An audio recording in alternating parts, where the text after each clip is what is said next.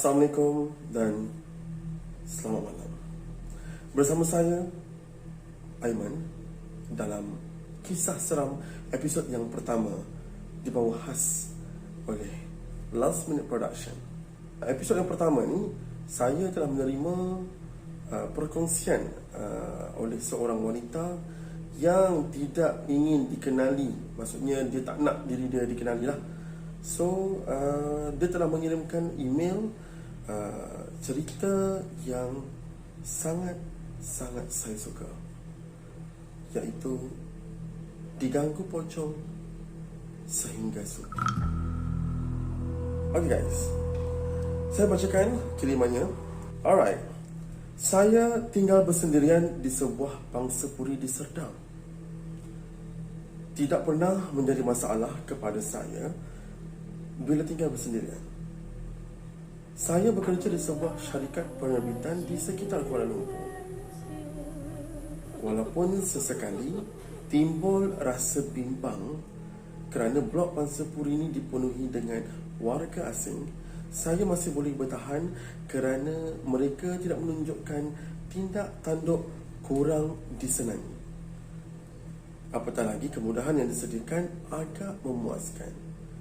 Selain sewanya berpatutan dan mempunyai kemudahan lebuh raya untuk ke pusat bandar walaupun agak jauh. Wanita ini dia duduk di sebuah pangsapuri di Serdang. Dekat pangsapuri tu lebih ramai warga asing daripada warga negara Malaysia lah. Dan beliau duduk seorang diri di pangsapuri tersebut. Okey, kita teruskan. Bukan tidak pernah cerita seram yang diceritakan oleh rakan yang tinggal di kawasan pangsapuri ini. Saya lebih senang duduk sendiri, katanya. Bagi saya, lebih mudah bersendirian daripada berkongsi rumah dengan orang yang belum saya kenali. Betul juga tu. Kalau ada sebuah rumah yang baru, saya memang nak ajak ataupun tak akan ajak orang yang kita tak kenal, betul tak? Okey. Satu ketika heboh penghuni pangsapuri bercerita mengenai jelmaan pocong yang dilihat berlegar-legar di lift blok bersebelahan blok yang saya duduk, katanya. Beberapa penghuni yang balik jauh malam selalu serempak dengan kelibat makhluk itu yang melompat-lompat di sekitar blok. Pengawal keselamatan yang ditugaskan menjaga keselamatan penghuni dan harta benda turut menceritakan benda yang sama.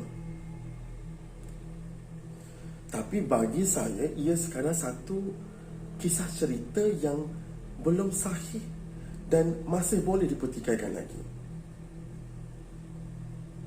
Bukan tujuan bercakap besar, katanya, tetapi sudah menjadi darah daging beliau mempercayai apa yang disampaikan selepas mengalaminya sendiri. Dan pada satu malam, saya sukar untuk tidur. Puas saya bergolek dekat katil memujuk diri untuk lena, untuk tidur, sebab hari esok nak bangun awal. Tapi matanya tetap berdegil. Bagi melayan mata yang tidak mahu pejam, saya membaca buku sementara menanti mata betul-betul mengantuk, katanya lagi. Lampu dibiarkan terpasang kerana saya sedang membaca buku. Dan akhirnya saya terlelap dengan lampu bilik yang terpasang. Dan buku yang saya baca tadi memang tertutup di muka. Tiba-tiba saya tersedar. Saya rasa ada orang yang sedang memerhati saya. Dengan perlahan-lahan, saya mengangkat buku yang menutup muka saya tadi. Dan saya benar-benar terkejut. kerana yang memerhatikan saya itu bukanlah orang. Ia adalah makhluk yang pernah menjadi sumber bualan penghuni di bersepul ini. Katanya lagi, saya dikatil melihat makhluk itu dengan terkedu-kedu. Sebab dia betul-betul duduk di hujung katil saya.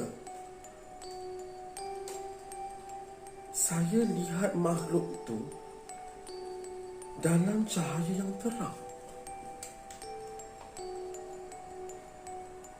Jelas saya lihat wajah makhluk itu kotor dengan lumpur tanah dan darah. Wajahnya hijau, kemerah-merahan dan dahinya berkedut-kedut. Macam mana perasaan wanita ini? Kalau saya di tempat dia, saya tak tahu nak cakap macam mana. Sebab dia betul-betul menghadap ataupun berhadapan dengan makhluk itu. Dan makhluk itu adalah pocong. Wajah dia yang sangat kotor dengan lumpur, berwarna hijau, kemerah-merahan dan dahinya kedut-kedut dan matanya terpeliak memandang wanita ini. Saya membaca ayat Al-Quran dengan secara lintang pukang sebab terlalu terkejut dan takut. Kalau orang lain berdepan keadaan itu, mungkin sudah tidak sedarkan diri. Tetapi berlainan dengan saya. Selama hampir 3 jam, dia sekadar berbalas pandang dengan saya. Bermakna pocong tu hanya pandang tepat di wajah wanita ni.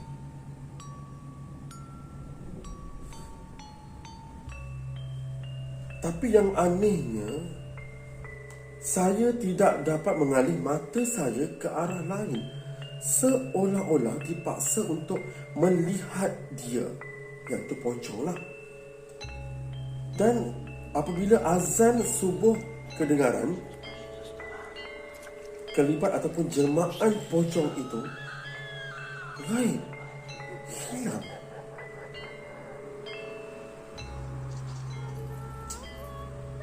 Sehingga kini pengalaman itu masih belum hilang daripada ingatan saya. Dan apabila ada sahaja rakan yang membuka cerita mengenai makhluk halus, saya memang tidak lupa menceritakan pengalaman ngeri yang saya alaminya. Sekarang saya agak lega selepas adik perempuan saya turut menghuni pangsa puri sama. Tetapi saya berpesan kepada rakan-rakan supaya kisah itu tidak diceritakan kepada adik saya. Adik saya memang sangat-sangat seorang penakut katanya. Ketika ditanya sama ada dia tidak takut, saya berkata memang takut sangat-sangat. Tetapi dalam keadaan itu, apa yang saya boleh buat? Kaku dan tidak boleh bergerak. Tapi dalam hati ini sempat juga berkata, dari manakah engkau datang? Dan siapakah engkau? Begitulah perkongsian daripada seorang wanita yang tidak ingin dikenali namanya. Pocong, satu jelmaan yang sangat-sangat, kalau kita tahu, adalah dalam masyarakat Melayu. Saya kadang-kadang bila melihat ataupun mengalami, saya agak rasa teruja. Sebab bukan calon-calon orang yang boleh melihatnya. Alright guys, sampai di sini saja episod kita yang pertama. Nantikan episod yang seterusnya. Okay guys, jangan lupa untuk like dan subscribe channel LMP Channel. Dan kepada anda yang ingin berkongsikan pengalaman kisah seram anda, sila hantar ke email yang tertera di bawah. Alright guys, saya undurkan diri dulu.